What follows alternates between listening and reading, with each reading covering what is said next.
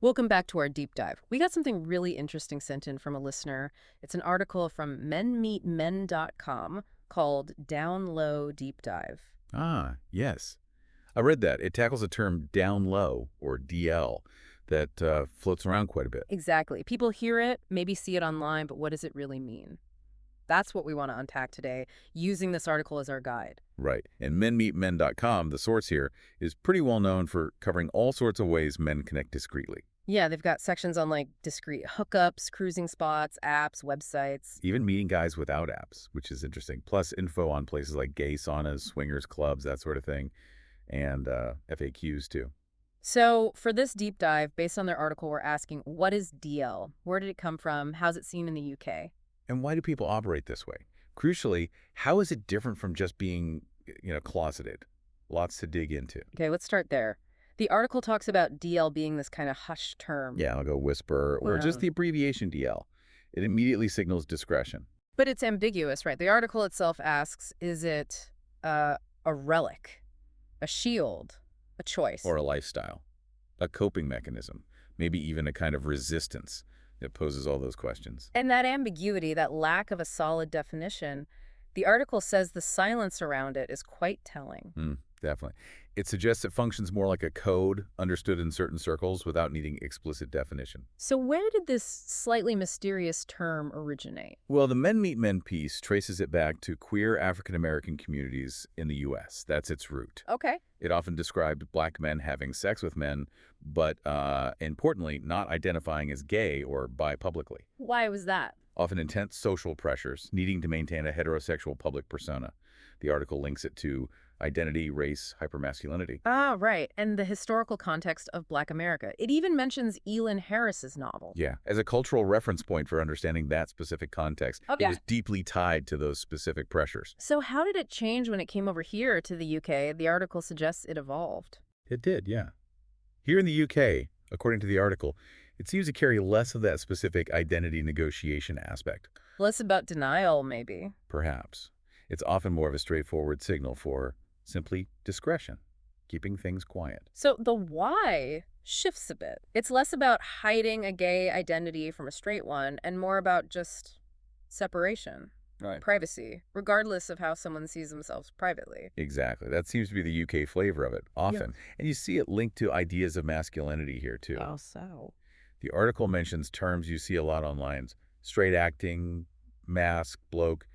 It suggests DL can be about wanting hookups without the perceived baggage of the gay scene. Right, wanting to keep that part of life compartmentalized. The need for privacy could be practical or just preference, simply not wanting everyone to know your business. The article gives examples like the lad's lad or the quiet bloke just looking for something discreet. Yeah. So the UK version often feels more like a pragmatic arrangement.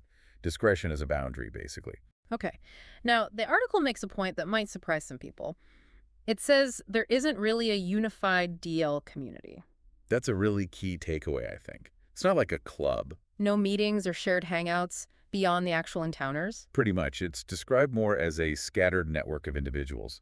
The shared thing is the need for discretion, not a shared social identity. Makes sense.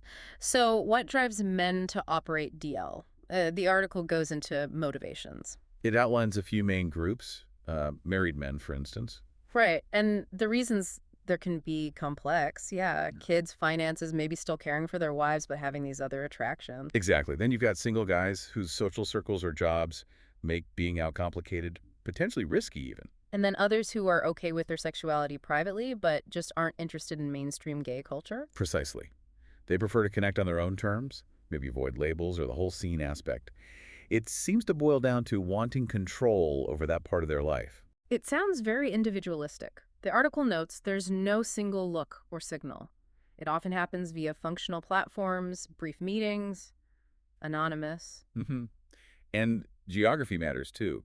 Urban versus rural and class can shape the experience as well. Now, this is crucial, the difference between DL and being closeted. The article really emphasizes this distinction. Yes, and it frames DL as involving more conscious choice, more agency.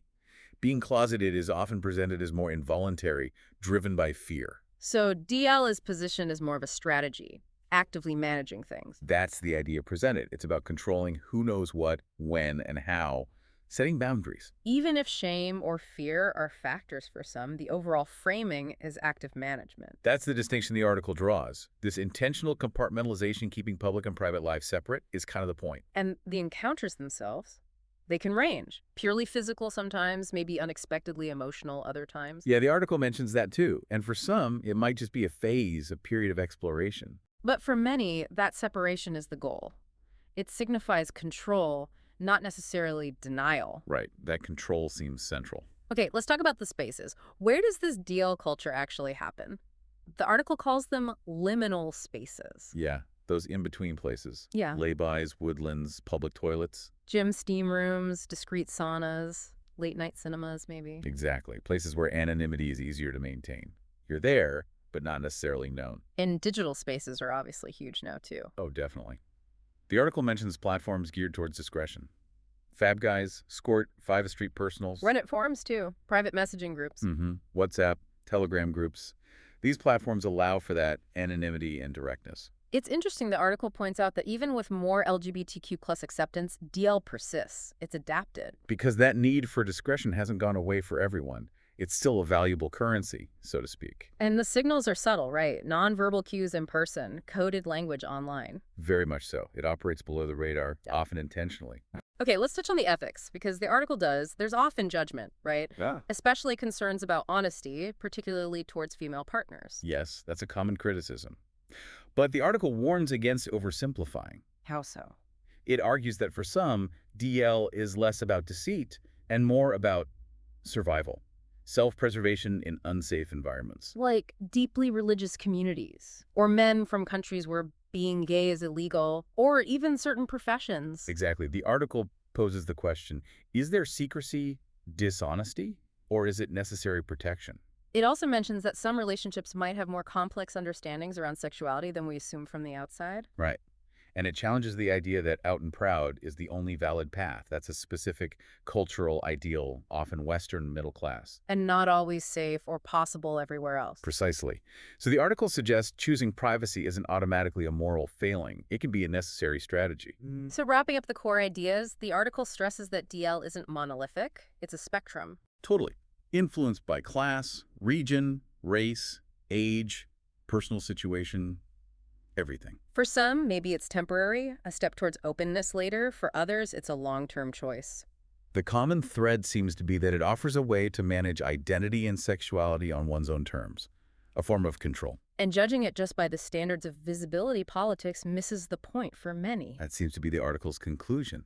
The need for discretion is real and persistent. So to sum up this deep dive, drawing from that MenMeetMen.com piece, down low is complex. It has specific roots, shifting meanings, and diverse reasons behind it, but discretion and control are central. Absolutely. Hopefully listeners have a more nuanced picture now beyond just a label. And if this discussion has resonated, or if you're looking for ways to connect discreetly yourself, the article we've been discussing is on MenMeetMen.com. That's right. It really positions itself as a helpful resource for exactly this area. They seem to aim for clarity, honesty, no judgment, covering everything from online apps to real-world cruising spots and venues like saunas. Yeah, whether you're looking for something online or offline, spontaneous or planned, they seem to offer guidance, a useful guide for navigating discrete connections.